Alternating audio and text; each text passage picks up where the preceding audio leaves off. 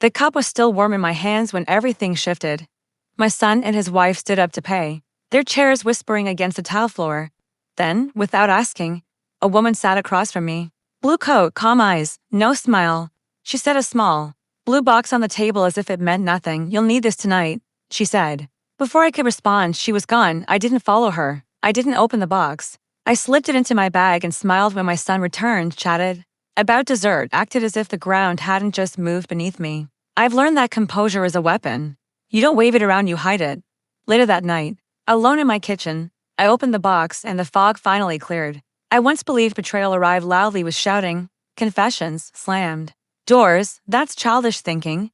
Real betrayal is quiet, it blends into everyday life. I met Martin 32 years ago in a parking garage during a rainstorm. He held the elevator door, joked about fate, and I laughed more than I meant to. We built a life from shared schedules and unspoken promises. We raised a son who still calls me every Sunday. We built trust slowly, brick by brick, the old-fashioned way. That's why I hurt, not because he left, but because he believed I wouldn't see it. The signs were small at first: a phone turned away, meetings that ran late and led nowhere, a new cologne that had no place in our past. I noticed everything. I said nothing, accused too soon, and you alert the enemy.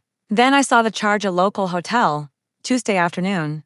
I didn't cry. I copied the receipt and filed it away with the rest, screenshots, emails sent to a private account, empty spaces in his calendar. I became the quiet keeper of my own disappearance. By the time I read the message, "She's suspicious, be careful," I was already gone inside.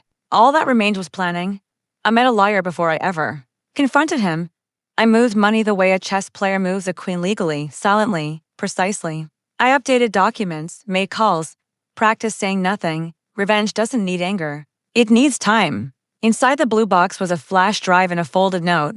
"He's been lying to you longer than you think. I was here before you were, L." The files were flawless: videos, messages, dates that crossed my anniversaries. Proof not only of cheating, but of control, hidden money, forged signatures, assets tucked away in her name.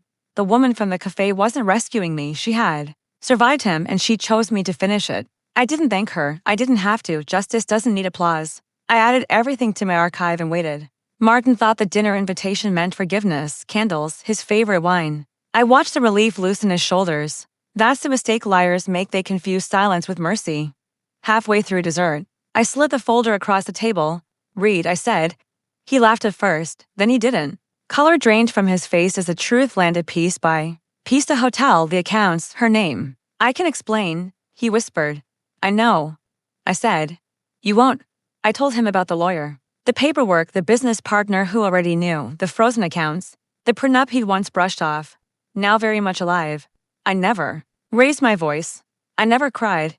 I watched him grasp how small his future had just become. Now I think back to that cafe, the blue box, the woman who trusted me with the truth because she knew I would use it cleanly. I didn't destroy Martin.